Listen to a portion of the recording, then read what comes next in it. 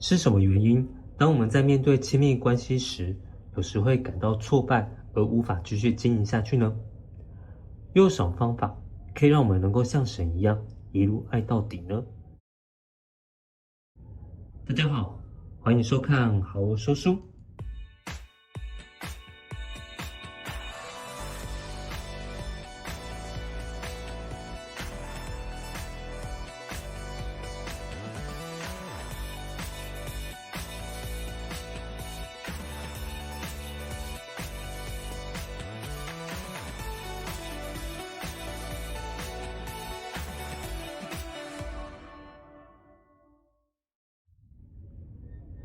今天要为大家介绍一本书，叫做《一路爱到底》，邀请你乘坐知识列车，一同来发现答案。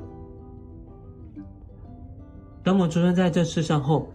一睁开眼就在面对在关系中所带来的挑战与课题。尤其是在亲密关系中，我们更需要有从神而来的智慧，知道该如何来爱那位愿意陪伴我们后半生的伴侣。而刚强壮胆的人，更会愿意在亲密关系中主动扛起责任。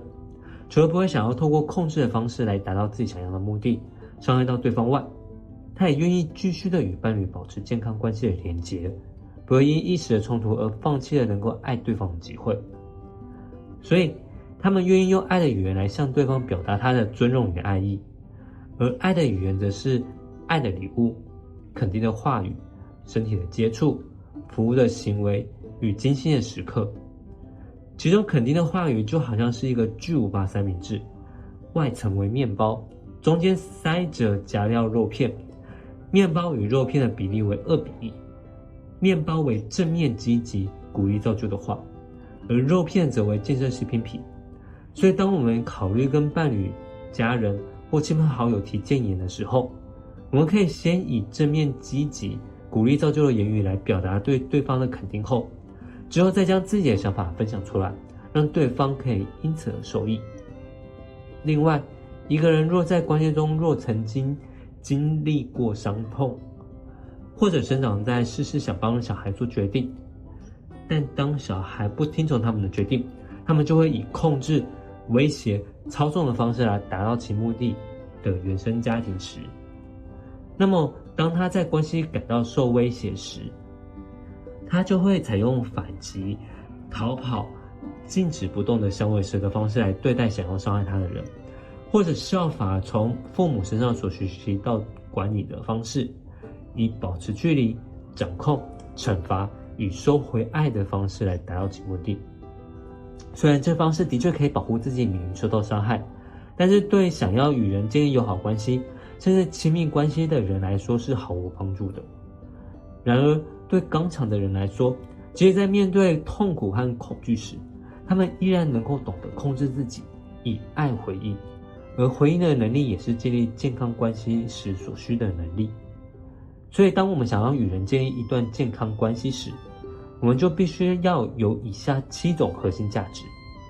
第一个，爱；第二个，尊荣；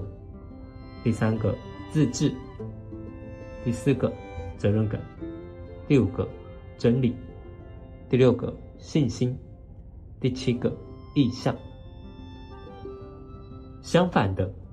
自觉无力的人在与人相处需跟他人沟通时，因为害怕表达内心真实的感受，所以会透过以下3种方式来进行沟通。第一个，被动型沟通，你很重要，但我不重要。第二个，攻击型沟通，我很重要，你不重要。第3个，被动攻击型沟通，你很重要，不过也没那么重要。第4个，自主型沟通，你很重要，我也很重要。所以具有一颗刚强且懂得何时该柔软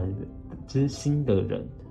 当他打算跟伴侣、家人在进行沟通的时候，他就会以交换内心真实的感受，并以了解与尊重对方为目的。除了满足对方的需求外，他也能够表达自己的需求与请求，进而达到共识。而在我们与人相处的关系中，当我们懂得以神为首位，并将自己、伴侣、儿女、家人与他人在心中依照先后顺序所成的同心圆，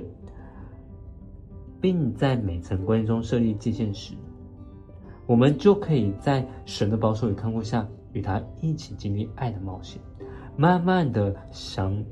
有他的样式，能去爱那些不可爱的人，享受在他的同在里。我们爱，因为神先爱我们。这就是一路爱到底的书中精华。若想要知道更多书中内容，欢迎到书店选购。最后，谢谢你的收看，愿在神的同在下，让你每天都过得健康、平安和喜乐生活。好好说书，我们下次见。